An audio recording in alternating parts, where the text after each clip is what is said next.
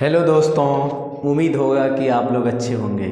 आज जो हमने कल वीडियो अपलोड किया था, आप लोगों ने उस वीडियो को देखा होगा और बहुत से साथियों ने कमेंट भी किए थे और हमारा सराहना किए थे। अच्छा, अब आज हम जो दूसरा वीडियो आप लोग के बीच में लेकर आया हूँ, आदिकाल के प्रथम कवि, सर्वप्रथम कवि। और तो क्योंकि हर जो आचार्य रामचंद्र शुक्ल जी ने अपने हिंदी साहित्य के इतिहास को 4 भागों में विभाजित किया है। तो पहला था आदिकाल, दूसरा था मध्यकाल, और मध्यकाल में भक्ति काल, फिर उसके बाद रीतिकाल आता है, उसके बाद था आधुनिक काल। तो आज का जो मेरा मुख्य उद्देश्य है, जो आज का टॉपिक है हम लोगों को आप लोग के साथ पढ़ना है, वो है आदिकाल के सर्वप्रथम कवि। तो आदिकाल के जो सर्वप्रथम कवि हुए हैं, बहुत से विद्वानों में मतभेद है और बहुत से अपने इतिहासकारों, साहित्यकारों, लेखकों ने अपना अलग अलग अपने अपने शोध पत्रों, अपने ग्रंथों, अपने पुस्तकों में वर्णन किया है। जैसे राहुल जी, यानी महापंडित राहुल संस्कृत्यायन जी, उन्होंने सरहप्पा को प्रथम कवि माना है। उसके बाद आते हैं शिव सिंह सरोज, तो वो उनको शिव सिंह सेंगर, तो उन्होंने पुष्प या पुंड को प्रथम कवि माना है। तो आइए मैं आप लोग को बताता हूँ कि इन्होंने किस आधार पर उनको अपना प्रथम कवि माना है, कि अलग अलग आदिकाल के जो। तो हम आते हैं, पहले हम लोग के बीच में आते हैं राहुल संस्कृत्यायन जी। उनके अनुसार सरहप्पा, यानी उन्हीं को सरहप्पाद भी कहा जाता है। सरहप्पा का जो समय अवधि था 769 ईस्वी है।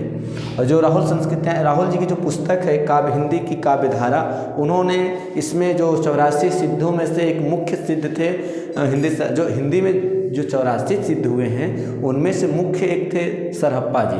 और राहुल जी ने इन्हें प्रथम कवि कहा है। इनके कुछ समय के धार्मिक और जो रचनाएं थी उसको आधार बना के। तो आप लोग को ये क्लियर हो गया होगा। अब आते हैं दूसरा, शिव सिंह सेंगर के अनुसार, यानी जो शिव सिंह सेंगर के अनुसार, जो शिव सिंह सेंगर का पुस्तक का नाम था शिव सिंह सरोज, जो इसकी काल अवधि थी 7वीं। जो उनके शिव सिंह सरोज में जब हम लोग देखते हैं तो शिव सिंह सेंगर लिखते हैं कि पुष्य या पुंड हिंदी के प्रथम कवि थे, और पुष्य या पुंड का जो काल अवधि था वो 7वीं शताब्दी था। तो ये शिव सिंह सरोज के अनुसार उनकी जो पुस्तक थी शिव सिंह सरोज, उसकी जो में लिखे थे पुष्य या पुंड को अपना हिंदी के प्रथम कवि मानते हैं। उसके पश्चात आते हैं डॉक्टर गणपति चंद्र गुप्त जी। गणपति चंद्र गुप्त जी के अनुसार शालिभद्र सूरी, जिनका समय अवधि था 1184 ईस्वी, और इनकी पुस्तक का नाम था गणपति चंद्र गुप्त जी के, जिन्होंने उनके बारे में, शालिभद्र सूरी जी के बारे में, हिंदी साहित्य का वैज्ञानिक इतिहास। दो साथियों, आप लोगों को पता, बहुत सब ये प्रश्न आता है कि हिंदी के साहित्य का वैज्ञानिक इतिहासकार के लेखक कौन थे। तो आप लोग इससे भी नोट्स कर लीजिएगा कि इसके लेखक डॉक्टर गणपति चंद्र गुप्त जी के हैं, और इनकी पुस्तक का नाम था हिंदी साहित्य का वैज्ञानिक इतिहास। इन्होंने इस पुस्तक में हिंदी के प्रथम कवि शालिभद्र सूरी जी को माना है, जिसका समय अवधि 1184 ईस्वी था। उसके उपरांत हम जब देखते हैं, उसके बाद आते हैं डॉक्टर राम कुमार वर्मा जी। डॉक्टर राम कुमार वर्मा के अनुसार उन्होंने स्वयंभू को हिंदी का प्रथम कवि माना है। स्वयंभू यानी उस समय जैन, सिद्ध, ये सब कवि हुआ करते थे। तो जो स्वयंभू थे वो जैन संप्रदाय के कवि थे। उन्होंने स्वयंभू को अपना हिंदी का प्रथम कवि माना है। स्वयंभू का जो समय अवधि था 693 ईस्वी था। जब आप लोग को क्लियर हो रहा होगा, कोई समस्याएं होंगी तो आप कमेंट में हमसे जरूर पूछिएगा। तो डॉक्टर राम कुमार वर्मा के अनुसार स्वयंभू हिंदी के प्रथम कवि थे। उनका समय अवधि 693 ईस्वी था। उसके बाद आते हैं डॉक्टर आचार्य हजारी प्रसाद द्विवेदी। आचार्य हजारी प्रसाद द्विवेदी के अनुसार हिंदी का प्रथम कवि अब्दुल रहमान थे, जिनका समय अवधि 1300 शताब्दी था। आप लोग को क्लियर हो रहा होगा कि आचार्य हजारी प्रसाद द्विवेदी के अनुसार हिंदी के आदिकाल के प्रथम कवि अब्दुल रहमान थे, जिनका समय अवधि 13वीं शताब्दी था।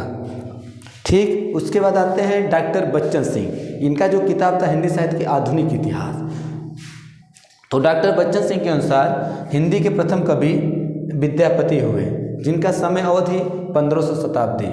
विद्यापति के बारे में बहुत सी उनकी किताब है, तो आप लोग को विद्यापति के बारे में आपको अलग से बताऊंगा। तो ठीक है, यहाँ पे आपको डॉक्टर बच्चन सिंह के अनुसार विद्यापति हिंदी के प्रथम कवि थे, इनका समय अवधि 15वीं शताब्दी था। उसके बाद आते हैं चंद्रधर वर्मा गुलेरी जी, जो इनकी समय अवधि 993 ईस्वी थी। डॉक्टर चंद्रधर शर्मा गुलेरी जी, सॉरी यहाँ पे मिस्टेक हो गया है, यहाँ पे शर्मा होगा। चंद्रधर शर्मा गुलेरी के अनुसार राजा मंजू जो 993 ईस्वी में हुए थे, वो हिंदी के प्रथम कवि थे। और सबसे उसके बाद आते हैं 1929 में हिंदी साहित्य का इतिहास लेकर आचार्य रामचंद्र शुक्ल जी। तो उनका मानना था, आचार्य रामचंद्र शुक्ल जी के अनुसार राजा मंजू और भोज ये हिंदी के प्रथम कवि थे 1993 ईस्वी में। तो ठीक है, अपना अलग अलग विद्वानों ने अपना अलग अलग विचार दिया है। किसी का ये मानना है, शिव सिंह सेंगर साहब का ये मानना है, गणपति चंद्र गुप्त जी का अलग विचार है। तो इन सब विचारों को लेकर जब आते हैं तो हम लोग देखते हैं कि ओवरऑल जितने भी राइटर मतलब लेखक हैं अपना अपना विचार देते हैं। तो सबसे इम्पॉर्टेंट यानी सर्वविदित सर्व समाज में जिनकी स्वीकृति है सबसे ज़्यादा मान्य उनका है राहुल जी का। तो आप लोग नोट्स में लिखिएगा, मैं जो आप लोग को बता रहा हूँ ये तो सभी लोगों का मान था, इसको आप लोगों ने मिस्टेक मत करिएगा दोस्तों। क्यों? क्योंकि बहुत महत्वपूर्ण है। आप इसे रिवाइज करिए, इसको नोट्स बनाइए। आप लोग को कोई समस्याएं हो तो आप मुझसे कांटेक्ट कीजिए, मतलब संपर्क करिए और कमेंट में क्वेश्चन पूछिए, मैं आप लोग को बताऊंगा।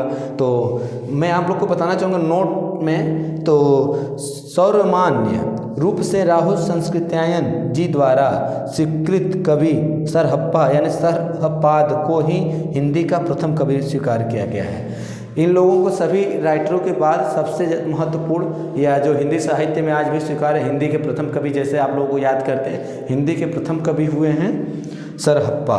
आप लोग इससे नोट्स करिए और बनाइए, और आप लोग को कोई भी समस्या हो आप लोग संपर्क करिए। बहुत बहुत धन्यवाद। मैं जितेंद्र।